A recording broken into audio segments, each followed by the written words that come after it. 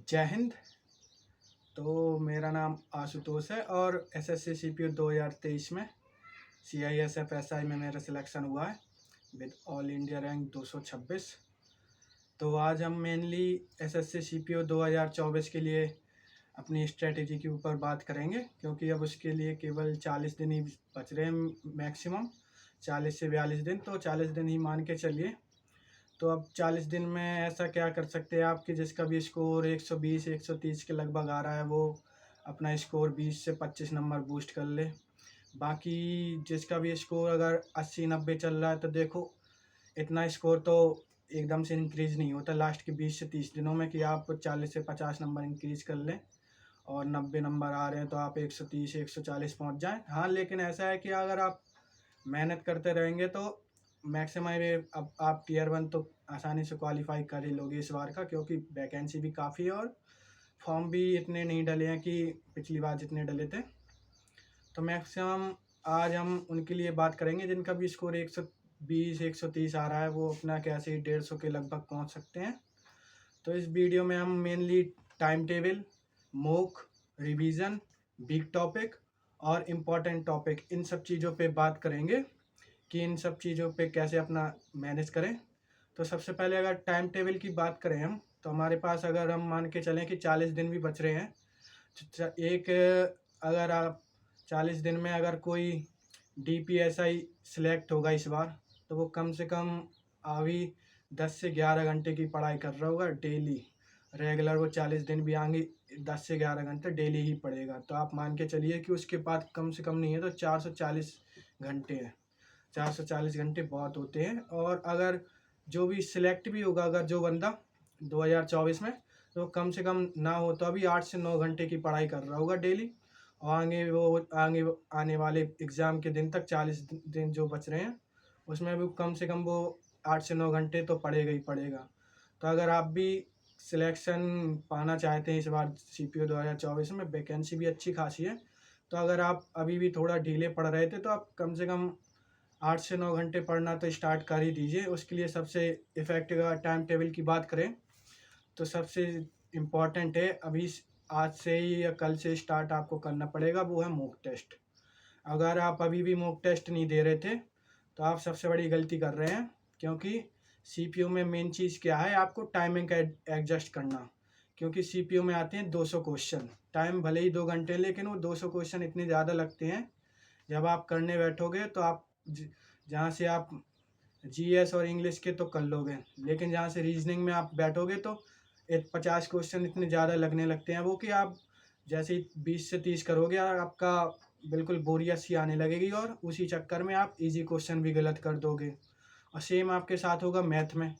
तो मैथ में जैसे ही आप 20 से 25 क्वेश्चन करोगे तो आपका दिमाग बिल्कुल उधरी पे शांत हो जाएगा और जो इजी क्वेश्चन भी आएंगे, जो इजी क्वेश्चन आने वाले हैं, आप वो भी गलत कर दोगे। तो सबसे ज़्यादा इम्पोर्टेंट रहता है मॉक टेस्ट। तो मैंने अपने 2023 के टाइम पे कम से कम नहीं हो तो 35 से 40 मॉक दिए थे। और मैंने ये 35 से 40 मॉक केवल 15 से 20 दिनों के अंदर दिए थे, क्योंकि उससे पहले मेरी तबीयत ख़राब चल रही थी। अक्टूबर में 3 या 4 तारीख को एग्ज़ाम था, तो उससे पहले मैं सितंबर में कम्प्लीटली बेड पे था, बुखार हुआ पड़ा था। तो जब मैंने अपनी स्टार्टिंग पढ़ाई 15 या 20 सितंबर के लगभग से चालू कर दी थी, तो मेरा सिलेबस तो कंप्लीट था ही, तो मैंने केवल मॉक टेस्ट पे ही फोकस किया था। तो मैं एक दिन में 2-2 मॉक भी देता था और किसी किसी दिन मैंने 3 भी मॉक दिए थे एक दिन में। तो इसलिए मैंने 35 से 40 मॉक दे रखे थे मैंने। और उसी के दम पे मेरा था कि मेरा टीयर 1 में 161 स्कोर आया था। काफ़ी अच्छा स्कोर ये था। उसमें भी मैंने 3-4 सिली मिस्टेक कर दी थी, नहीं तो आसानी से 165 प्लस जा सकते थे उसमें। तो वही बता रहा हूँ कि मॉक टेस्ट बहुत ज़्यादा ज़रूरी होते हैं, उससे आपको एक आइडिया हो जाता है क्वेश्चन को अटैम्प्ट करने तक, कि आपको ये क्वेश्चन अटैम्प्ट करना है कि ये छोड़ना है आपको तुरंत, या आपको अटैम्प्ट करना है तो आपको कितना टाइम लगेगा, अगर उस टाइम पे नहीं हो रहा तो जल्दी आपको स्किप करना है। ये सब आइडिया आपको मॉक टेस्ट से ही पता पड़ते हैं। तो अगर जो भी अभी तक मॉक टेस्ट नहीं दे रहा तो वो सबसे बड़ी गलती कर रहा है, वो सिलेक्शन से काफ़ी दूर जा रहा है इस समय। तो आपको सबसे ज़्यादा इम्पोर्टेंट इस समय रहेगा कि मॉक टेस्ट लगाना। तो देखो, मॉक टेस्ट अगर आप बात करोगे तो सबसे ज़्यादा रेलिवेंट मॉक है टेक्स्ट बुक के। ये कोई प्रमोशन वीडियो नहीं है टेक्स्ट बुक की, क्योंकि आजकल हर कोई अगर कोई मॉक दे रहा है एसएससी की फील्ड पे खास तौर पे, तो वो टेक्स्ट बुक पहले नंबर पे उसकी प्रेफरेंस रहती है कि वो टेक्स्ट बुक से मॉक देगा, क्योंकि टेक्स्ट बुक के मॉक काफ़ी रेलिवेंट रहते हैं। मैंने भी पिछली बार भी टेक्स्ट बुक के दिए थे और इस बार भी मैं टेक्स्ट बुक के ही दूंगा। 2-4 मॉक मैं दे भी चुका हूँ। तो टेक्स्ट बुक में 15 तो नए मॉक हैं और 10 मॉक है जो मोस्ट एक्सपेक्टेड हैं, वो तो आप किसी भी हालत में छोड़ ही नहीं सकते, और 15 मॉक बिल्कुल नए हैं। और 2023 में जो पेपर हुआ है उसको तो आपको लगाना ही पड़ेगा। तो 15 और 9 24 और 15 वो हैं, तो कम से कम 15 10 24 और 15 मूक वो हैं, तो कम से कम 39 से 40 मूक हैं जो आपको दे के जाने ही चाहिए। ये इम्पोर्टेंट आपके लिए रहेंगे, तो 40 मूक तो आपको देने ही हैं और आपके पास 40 ही दिन बच रहे हैं, तो आपको लगभग एक मूक तो डेली देना ही पड़ेगा आपसे। अगर आप अभी भी मूक नहीं दोगे तो आप बहुत पीछे चले जाओगे। तो आपको 2 घंटे का एक मूक प्रॉपरली 1 सिटिंग में देना ही पड़ेगा। तो आपको उसके लिए क्या है कि 2 घंटे अगर आप मूक दोगे तो उसके बाद कम से कम, अगर आपने मूक का रिवीजन नहीं किया, आपने मूक दिया, मूक दो के बंद कर दिए कॉपी, फिर अगले दिन आपने खोला, कुछ देखा एक आया नहीं है, फिर आपने मूक दिया, तो ऐसे मूक देने का कोई मतलब भी नहीं है। तो कम से कम अगर आप मूक दे रहे हो तो मूक को रिवीजन भी अच्छा, आपको एनालिसिस भी अच्छे से करना पड़ेगा। तो एनालिसिस के लिए क्या है कि अगर आपने 2 घंटे का मूक दिया है तो कम से कम सीपीयू के मूक में 2 घंटे आपको एनालिसिस में लग जाएगा, 1.5 से 2 घंटे बिल्कुल। अगर आप प्रॉपर से एनालिसिस करोगे, क्वेश्चन देखोगे क्यों ये गलत हो गया और कैसे गलत हुआ, इसको अच्छे से कर सकते थे या इसको कम टाइम में कर सकते हैं, ऐसे आप देखोगे तो कम से कम आपको ज़्यादा से ज़्यादा 2 घंटे तो आपको कम से कम लग ही जाएंगे। तो ये आपके 4 घंटे तो दिन में ऐसे ही निकल जाएंगे। डेली के 4 घंटे आपके मूक प्लस मूक का एनालिसिस, 4 घंटे तो आपके ऐसे ही चले जाएंगे। अगर आप 9 घंटे भी बढ़ रहे हो तो केवल आपके पास अब 5 घंटे बचे। तो 5 घंटे को आप कैसे यूटिलाइज करोगे? तो आप मूक में देखोगे कि मूक में आपका, अगर आपने मान लो मैथ किया और मैथ में आपने लगातार 3 दिन मूक दिया और आपने देखा कि मेरे प्रॉफिट लॉस या परसेंटेज, इनसे क्वेश्चन हर बार गलत हो रहा है, रोज गलत हो रहा है। आपका प्रॉफिट लॉस में एक पर्टिकुलर टाइप का क्वेश्चन गलत हो रहा है कि आपको ये वाला बन ही नहीं रहा है। आपका डिस्काउंट वाला गलत हो रहा है कि आप डिस्काउंट नहीं कर पा रहे हो। तो आपको क्या करना है, फिर आपको 2 घंटे डेली आपको रखने हैं आपके वीक टॉपिक को रिवीजन के लिए, कि 2 घंटे में आपको डेली वो करने। जैसे आपका डिस्काउंट गलत हो गया तो आप क्या करोगे, आप गूगल में सर्च करोगे डिस्काउंट बेस्ट क्वेश्चन प्रैक्टिस। तो डिस्काउंट की 2-3 वीडियो देख लो। अगर आप 1.5 घंटे की भी एक वीडियो मान लो तो आपने 4-5 घंटे की वीडियो है, तो आप 2 दिन में आप डेली 2 घंटे आप अपने उस वीक टॉपिक को देंगे कि आपका 2 दिन में डिस्काउंट बिल्कुल कंफर्म हो गया। अब डिस्काउंट से कोई भी क्वेश्चन आएगा तो आपका वो गलत नहीं होगा। सेम आपने देखा कि आपका ट्रिग्नोमेट्री में हर बार वैल्यू पुटिंग वाला गलत हो रहा है, आप वैल्यू पुट नहीं कर पा रहे सही से, आप कर रहे हो तो उसमें टाइम लग रहा है या फिर गलत वैल्यू पुट कर रहे थे, तो आप क्या करोगे, आप ट्रिग्नोमेट्री में यूट्यूब में सर्च करोगे ट्रिग्नोमेट्री बेस्ट क्वेश्चन, तो जो भी वीडियो आ जाएगी 3 से 4 घंटे की, आप उसको देख लोगे उस वीक टॉपिक में। तो आपको डेली के 2 घंटे क्या है कि आपको वो वीक टॉपिक के लिए निकाल के रखना है, कि आपका कुछ नहीं हो, वो जो भी मॉक में वीक टॉपिक रहा होगा आपको वो डेली उस 2 घंटे में आपको देखना है। तो ये हो गया वीक टॉपिक के लिए। और डेली आपको 1.5 घंटे जीएस, मेन गेम चेंजर रहता है सीपीयू में जीएस का, क्योंकि देखो 50 क्वेश्चन आने हैं, आप 100% उनमें से अगर आपने एवरेज पढ़ाई भी की रखी है तो 15 क्वेश्चन आप बना लोगे। मेरे खुद के क्वेश्चन 19 नंबर आए थे मेरे 2023 में, 19 नंबर इसी में मेरे कम रह गए थे। इस बार देखते हैं कि कितना इम्प्रूवमेंट होता है जीएस में। तो आपको 1.5 घंटे कम से कम डेली जीएस को देना है। और जीएस में भी आपको पढ़ना क्या है इस टाइम पे, आपने देखो आप नया टॉपिक आप कुछ भी पढ़ोगे तो आपको वो याद होने से रहा, तो आपको जीएस में जो भी आपको वो रिवीजन करना है। तो आप रिवीजन भी आप कहाँ से करोगे, मेन चीज़ ये आ जाती है ना कि रिवीजन भी अब आप कहाँ से करोगे। आपने कल कोई वीडियो देख ली, परसों कोई वीडियो देख ली, ऐसे आपका ना प्रॉपर लाइन से रिवाइज हो पाएगा कुछ, ना कुछ हो पाएगा। तो रिवीजन के लिए सबसे इम्पोर्टेंट मैं बता रहा हूँ आपको कि आप सबसे पहले जीएस में मैराथन पे फोकस करिए। कैसी मैराथन देखनी है, जैसे आपको एक पर्टिकुलर देखना है कि आज आप पॉलिटी निपटाओगे, तो पॉलिटी की किसी की भी 4 से 5 घंटे की मैराथन होगी। तो आप क्या करोगे कि 4 से 5 घंटे की मैराथन है तो डेली 1.5 घंटे आपको देना है, तो वो मैराथन आपकी 3 से 4 दिन में कंप्लीट हो जाएगी। तो 3 से 4 दिन में आपका पॉलिटी पूरी एकदम से पक्की हो जाएगी। और ये पॉलिटी एक ऐसी चीज़ है, पॉलिटी, हिस्ट्री, जियोग्राफी, इनमें एक स्टैटिक पोर्शन होता है कि जैसे पॉलिटी में उसने अनुच्छेद 52 पूछ लिया, राष्ट्रपति से रिलेटेड है ये, अगर आपको नहीं पता है तो आपके एक नंबर बेफालतू में चला गया, जो आपको सिंपल सा एक थोड़े से आते हुए भी आप उसको सही कर सकते थे और आपको ये पता नहीं है, तो एक नंबर आपका चला गया। तो ये पॉलिटी, हिस्ट्री, इन सब में एक स्टैटिक पोर्शन होता है जो आपको आना ही चाहिए। अब हिस्ट्री में उसने समुद्रगुप्त के बारे में पूछ लिया कि वीणा बजाती हुई सिक्कों में किसको दर्शाया गया। अब आपको नहीं पता, लेकिन कोई बंदा पढ़ चुका है काफ़ी बार, उसको तो पता ही है, उसने तो एक बार पढ़ लिया है कि कविराज या वीणा बजाती हुई समुद्रगुप्त को दिखाया गया है, तो उसको तो एक नंबर फ्री का मिल गया ना, आपका वही एक नंबर चला गया। तो एक एक नंबर इसमें बचाना बहुत इंपॉर्टेंट हो जाता है। तो जीएस में मैं अब से अपने टेलीग्राम पे video polity, history, geography, economics, science, इन सब की मैं वो मोस्ट इम्पॉर्टेंट जो भी मैराथन की वीडियोज हैं जिन भी टीचर की, वो सब मैं अपने टेलीग्राम में अभी अपलोड कर रहा हूँ थोड़ी देर में। तो उधर पे सारी मैराथन लाइन से अपलोड कर दूंगा, तो आपको केवल वो ही देखनी है।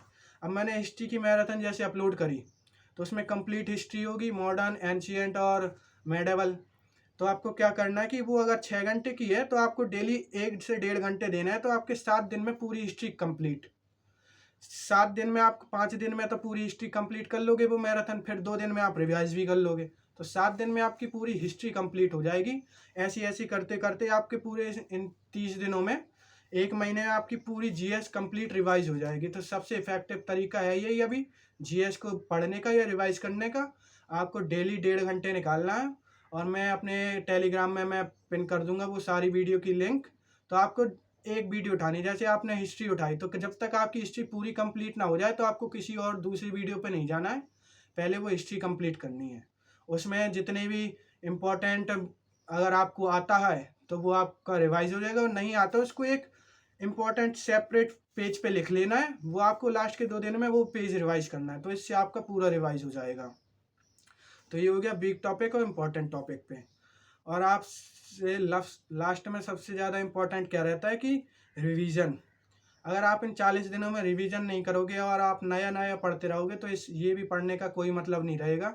कि जैसे आपने मैथ में, अब मान के चलो आपने ज्योमेट्री पढ़ रखी है, लेकिन अब ज्योमेट्री आप रिवाइज नहीं करोगे और उसने इंटीरियर एंगल पूछ लिया, आपको पता नहीं इंटीरियर एंगल क्या होता है, सिंपल सा अगर उसका फॉर्मूला है अगर आपको वो पता नहीं है तो आपका एक नंबर चला जाएगा।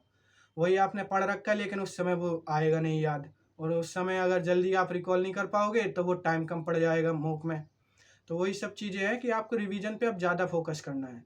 आपको मैथ रिवाइज करनी है, आपको सारा कुछ रिवाइज करना है। तो जीएस को आपने 1.5 घंटे दे दिया, 2 घंटे आपने वीक टॉपिक को दे दिया, तो 5 घंटे में 3.5 घंटे यहाँ निकल गए। तो और 1 घंटे आपको लेके चलना है भाई वोकैब। सबसे ज़्यादा इम्पोर्टेंट अगर कुछ है तो वो है इंग्लिश, क्योंकि वो आपको प्री में फ़ायदा करेगी और वो ही आपको मेंस में फ़ायदा करेगी। तो अगर आप वोकैब को अगर इग्नोर करोगे तो प्री में आप 25 से 30 नंबर पूरे छोड़ के जा रहे हो, और अगर आप रिवाइज नहीं करोगे तो 15 से 20 नंबर आपके वहीं पे चले जाएंगे, क्योंकि वोकैब का पोर्शन उसमें 60% है। 50 में से 30 क्वेश्चन डायरेक्ट वोकैब से आने हैं, 25 तो डायरेक्ट वोकैब के, 5 क्वेश्चन ऐसे हैं कि कहीं वो आपको कॉम्प्रिहेंशन में वोकैब पूछ लेगा, कहीं वो क्लोज टेस्ट में वोकैब भरवाएगा, कहीं पे आपको वो फिलर में वोकैब भरवाएगा। तो वोकैब की इंपॉर्टेंट भी बहुत है, इंपॉर्टेंस बहुत है। तो वोकैब को आपको क्या करना है, डेली 1 घंटे रिवाइज करनी है। अभी तक आपने वोकैब कहीं ना कहीं से तो पढ़ी होगी, या तो किसी से बैच लिया होगा तो उनसे पढ़ी होगी, या आपने ब्लैक बुक पढ़ी होगी, या नीतू मैम की वॉल्यूम 1 पढ़ी होगी, तो कहीं से आपने वोकैब तो पढ़ी ही होगी। तो अब क्या करना है, डेली 1 घंटे 40 दिन तक, तो देखो 40 घंटे निकल आएंगे। डेली 1 घंटे अगर आप वोकैब पढ़ोगे तो भी आपकी 40 दिन में पूरी vocab A to Z revise हो जाएगी। तो जो भी वोकैब आपको मॉक से मिले वो हो जाएगी इंपॉर्टेंट वोकैब में, और जो भी आप पढ़ चुके हैं वो वोकैब हो जाएगी। तो वही है कि 40 दिन आपको डेली 1 घंटे आप वोकैब को देना ही देना है, जिसमें आप 20 ईडियम्स, 20 वन वर्ड, 20 साइनो, और मोस्ट इम्पॉर्टेंट स्पेलिंग। क्योंकि अगर आपने वो स्पेलिंग पूछ ली मेंटेनेंस की, बाकी मेंटेनेंस की आपको स्पेलिंग नहीं आ रही, वो सबसे इजी स्पेलिंग है, अगर आपने वो भी गलत कर दी तो ये फालतू के नंबर आपके चले जाएंगे। आपने गलत कर दी स्पेलिंग, 2-3 स्पेलिंग गलत कर दी, 1-2 वोकैब, ये 4-5 नंबर आप पीछे आ गए। इसी में आपको अगर DPSI मिलनी होगी तो आप सीधे BSF में गिरोगे। तो यही इंपॉर्टेंट है कि अभी आपको वोकैब बहुत अच्छे से रिवाइज करनी है, जिसमें खास तरह से मिस स्पेल्ड वर्ड। आपको क्या करना, अगर आप ब्लैक बुक पढ़ रहे हो तो ब्लैक बुक में एक सेपरेट 200 क्वेश्चन 200 मीनिंग दी हुई हैं इम्पोर्टेंट वाली, वो तो आपको बिल्कुल ही रट के जानी है। उनमें से अगर कोई आ गई तो वो तो बिल्कुल भी गलत नहीं होनी चाहिए, और बाकी उसकी जो भी प्रीवियस ईयर में आई हैं वो, तो ये इतना भी आप स्पेलिंग में कर लोगे तो वो ही सफिशियंट रहेगा। और डेली आपको 1 घंटे वोकैब लेके ही चलनी है। तो आपका ये पूरा 8 से 9 से 9.5 घंटे का शेड्यूल है। आप अगर इतना भी फॉलो कर लोगे तो आपके 100% स्कोर बूस्ट होगा। और बाकी मेन चीज़ क्या है कि देखो, एक है रीजनिंग। रीजनिंग में बंदों का क्या होता है कि एसएससी की रीजनिंग, एसएससी सीपीयू में मेन चीज़, सीपीयू में मेन इंग्लिश रीजनिंग क्या होती है कि बहुत ही ज़्यादा इजी आती है, लेकिन उसमें नंबर ऑफ क्वेश्चन 50 हैं। तो मेन चीज़ क्या रहता है कि इसमें क्वेश्चन बहुत ज़्यादा हो जाते हैं। तो आदमी इसमें क्वेश्चन 20 से 30 क्वेश्चन करता है, 35 क्वेश्चन करता है, तो उसका दिमाग घूमने लगता है, फिर इजी क्वेश्चन वो गलत कर देता है। मेरे रीजनिंग में आए थे 48.75 नंबर, मतलब एक क्वेश्चन मेरा गलत हुआ था, मैंने 50 अटैम्प्ट किए थे, और बाद में जब वो एक क्वेश्चन देखा तो वो सबसे इजी क्वेश्चन था उन 50 क्वेश्चन में। तो वही चीज़ है कि अगर आपने सिली मिस्टेक को अवॉइड कर दिया रीजनिंग में, खास तौर से अगर रीजनिंग में आप 45 प्लस ले गए स्कोर, तो आपके बढ़िया चांस रहेंगे सिलेक्शन के। और अगर यही आप रीजनिंग में 4 से 5 सिली मिस्टेक कर दी और 40 पे रह गए, तो आप मान के चलिए कि कहीं ना कहीं आप 1-2 नंबर से प्री मिस कर देंगे उसमें, रीजनिंग की वजह से केवल। तो लास्ट में अगर स्कोर में बताऊं कैसा आपको रहना चाहिए, तो रीजनिंग में आपको कम से कम 45 प्लस स्कोर आने ही चाहिए, और मैथ में 40 प्लस स्कोर, और इंग्लिश में 40 प्लस स्कोर, और सेम जीएस में कम से कम ना हो तो 20 प्लस तो आपके आने ही चाहिए। मैं ये नहीं कह रहा जीएस में कि आप 30 प्लस लाओ, 35 प्लस लाओ, तो 20 प्लस तो आपको लानी चाहिए अगर आपको सिलेक्शन चाहिए। तभी आपके टोटल जोड़ के 145 होंगे, तभी आप 150 के नज़दीक पहुंच पाओगे। तो यही है मेन। बाकी पढ़ते रहिए, मूक लगाते रहिए। थोड़े दिनों में फिर से नई वीडियो बनाऊंगा तो उसमें और भी चीज़ें डिस्कस करेंगे। तो आज के लिए इतना ही है। बाकी आप अपने जो भी डाउट्स हों उन्हें कमेंट में डाल दीजिए, मैं उनके सेपरेट रिप्लाई कर दूंगा, या फिर आप मुझे इंस्टाग्राम पे भी मैसेज कर सकते हैं, उसमें मैं पर्सनली आपको रिप्लाई कर दूंगा जो भी आपकी समस्याएं हैं। बाकी टेलीग्राम आप ज्वाइन कर लीजिए मेरा, तो उसमें मैं अभी इम्पोर्टेंट लिंक डाल दूंगा जीएस की, और मैं उसमें इम्पोर्टेंट यूट्यूब वीडियोज़ भी डालता हूँ जीएस के लिए। करंट अफेयर जैसे मोस्ट इम्पॉर्टेंट अपॉइंटमेंट हो गए, वॉर हो गए, मोस्ट इम्पॉर्टेंट स्कीम हो गई किसी भी स्टेट या सेंट्रल की। तो यही है, आप ज्वाइन कर लीजिए। बाकी आपको चैनल से काफ़ी ज़्यादा फ़ायदा होगा, बकवास आपको बिल्कुल भी नहीं मिलेगी। मैं भी अपने इसमें मॉक स्कोर डालता रहता हूँ, मॉक की वीडियो डालता रहता हूँ, तो आपको देख के मोटिवेशन भी आएगा कि मुझे भी इतने स्कोर करने हैं, ऐसा स्कोर मैं भी लाऊंगा। तो अभी मैं भी अब स्कोर सीपीयू के मॉक स्टार्ट करूंगा कुछ दिनों में, तो वो भी मैं अपलोड करूंगा। बाकी आप लोग भी मॉक देते रहिए। बाकी अब नेक्स्ट वीडियो में मिलते हैं किसी नए टॉपिक पे। धन्यवाद।